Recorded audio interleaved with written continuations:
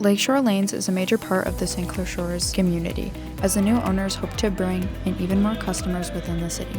I'm just focused on bringing the city of St. Clair Shores into this building, whether it be the businesses, the families, whatever. I just want everybody in this city to come over here. It's really the only bowling alley in the city, and not around the city, but in the city. The new remodels and a lot of the new things that we put into the building, I think is bringing the city even closer. A huge time they bring in a lot of customers is during the weekends because the atmosphere is a place everyone wants to be.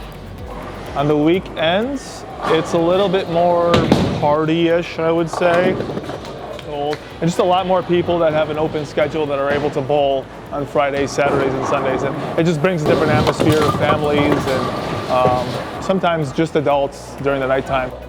Due to the atmosphere of the bowling alley, people from all over St. Clair Shores come to Lakeshore Lanes.